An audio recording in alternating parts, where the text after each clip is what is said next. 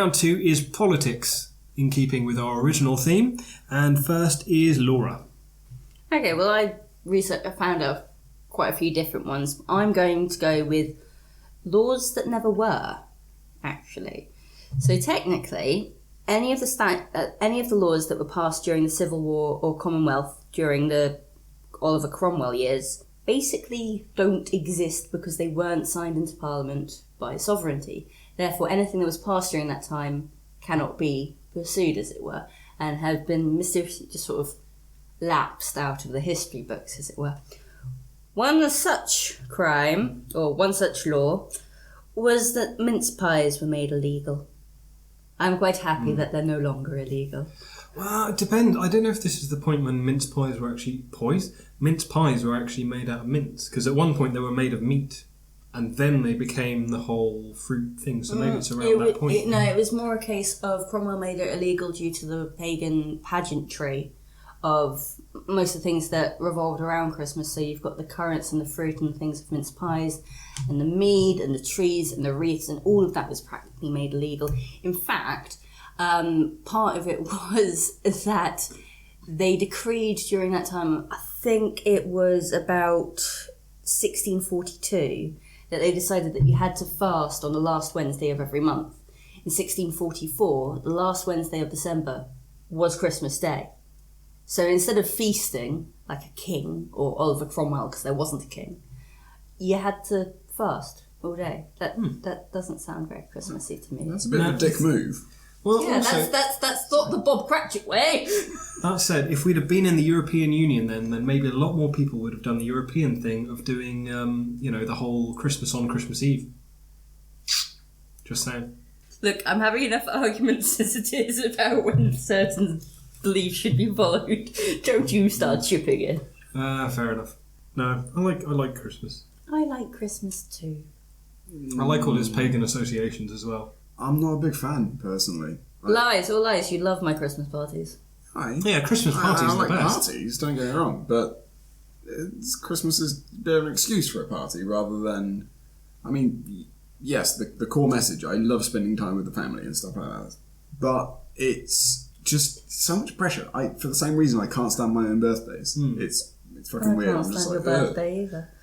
I'm Actually, I generally get what you really mean there. drunk. I can't stand my own birthday either. It's a lot of personal Focus focus on you, yeah. So what do you want to do? What did you get? I don't know, with Christmas I can kind of deal more with that, because it's normally with me, it's just me and my mum, so we kind of, there is an equal level of, essentially we both decide to get pissed and eat junk food in the morning. That sounds Which, fantastic. I like my family. But Yeah. love it or hate it, do you really think mince pies need to be outlawed? Oh, absolutely. I fucking hate them. Oh, I'm allergic to raisins.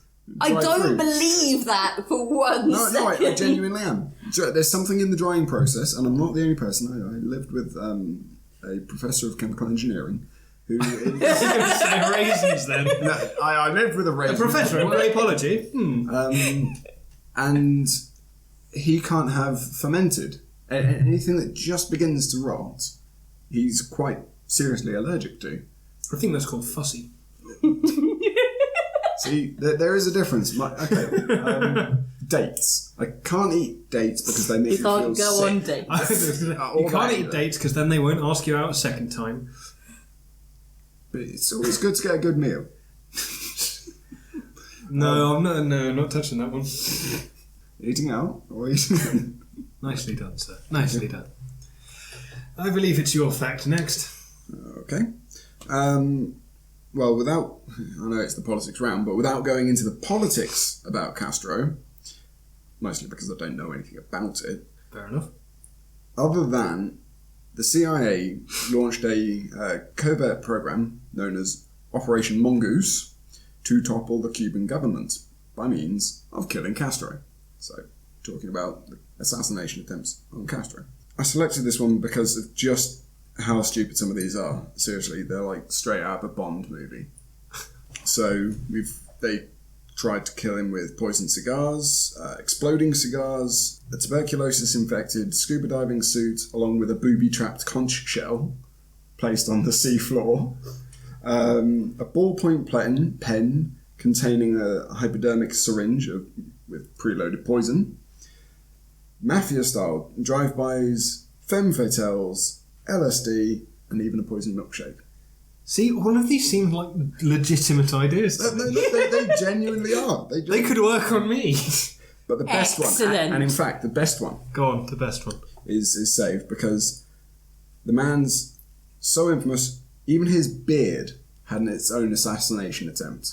I'm not even joking. So this is lifted straight from Wikipedia, so go check it out. In 1975, the US believed that messing with Castro's beard was messing with the man's power. The CIA figured that the loss of the beard would show the Cubans that Castro was weak and fallible.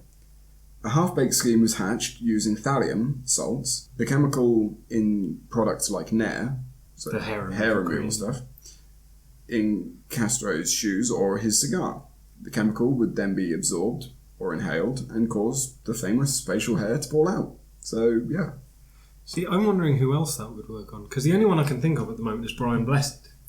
And I don't think that would slow Brian Blessed down. No, I think it would make him clean-shaven and rugged and manly and that kind of... Rugged and clean shaven. Well, he's already pretty rugged. You don't have to be rugged just with facial hair. No, I get both of your points, but I do kind of agree. There is an inherent ruggedness of Brian Blessed. We're What? just reliving the last episode. Oh, there's inherent ruggedness of Brian Blessed. He punched a polar bear, goddammit. Right? Oh, Mountain of a man. I watched Flash Gordon. Flash or flesh? Flesh Gordon. Is that the porn version? Yes. Seriously? Yes. That's amazing. No, it was Flash Gordon.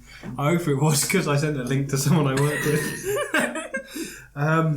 Yeah, I don't know. I watched Flash Gordon the other day, and it's incredible how young he looks there. And he did turn into this very much guy. Yeah. But he was Santa Claus if he came down and instead of just like giving you presents or a toy, he just punched you in the face. Yeah. Behave! I don't know. I think he'd probably give. Anyway, I could just talk for days about Brian Blessed, but I won't. In total, sorry. Go on, back. Castro it up. In total, there were 638 plans made or executed to drop Castro. So, To drop Castro. yeah. He once said, "If surviving assassination attempts was an Olympic event, I would win the gold medal." Absolutely. I kind of want to find out who's had the most assassination attempts now. Oh, I'm quite certain it's him. I don't know. Like- Nigel Farage must be up there. I wish. Have you Right, seen so have you let's- seen the Pookie thing yet? I have no. Is he broken? No. Are you no. having a stroke? You know Can you that smell toast? I can, but that's from my toast. No. You know the sign UKIP, and basically they do it as a banner, so it comes UKIP. yes. Rich And then it's isn't something it's like in like Finnish. Taiwanese. No. Taiwanese Pookie translate to Farage, but it's something like Thai or Bulgarian. It's a very obscure language. The very similar Thai or Bulgarian languages. Thai as in foreign from English, not particularly related in any way. But yeah, Pookie or UKIP runs into the word basically Pookie, which is translation to vagina. So all these signs saying Pookie, Pookie, Pookie With him in the back. with a picture of him, Yep. Love it. which then translates to Farage in Thai. Perfect. Saw that this morning. Coincidence? I think not. All right, so my fact is up next, and it is that during the 2011 expenses scandal, we all remember that. Yes. Cool, yeah. So your MP or an MP elected to Parliament was more than 4 times more likely to be jailed than a member of the public. So essentially, a lot of people claimed for things they shouldn't have and were sent to jail if they didn't do the right thing and give the money back, various different bits. And it was often for 16 months or more. Under the Representation of the People Act, any MP detained in the UK for more than a year is disqualified from membership of the House of Commons, and their seat will be vacated. The rule was brought in after hunger striker Bobby Sands was elected as MP for Fermanagh and South Tyrone while he was imprisoned. Nice. No. Did you know that it's also illegal to die in the House of Parliament? You're not allowed to be proclaimed dead, are you? Yeah. No, you could collapse say, a heart attack or stroke or whatever it might be, Great, but you will carry not on. be pronounced dead with the death certificate until you're removed from Westminster Palace, because it is technically a royal palace, and therefore anyone that dies within is entitled to a state funeral. And I'm not going to get into how much I would hate that for our local MP. Well, wouldn't that be amazing though? That just die there, and that's it. Just you could never be removed, and thus you would be immortal. Well, if you're in some kind of like hard lodged position or something.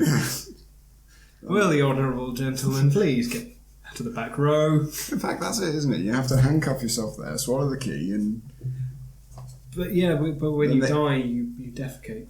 Yeah, Yeah, Presumably well, it would get through. well, eventually, but you don't keep defecating. Your Well, body no, doesn't no. keep No, digesting. but you do expand from here and everything sort of pills out, etc. Yeah, but again, they'd get the key back after you rotted, Yeah.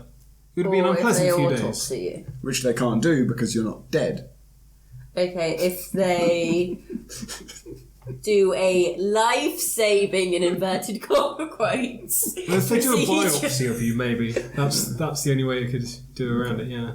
Interesting. Just an interesting thought. Cool. Alright. Place my brain goes.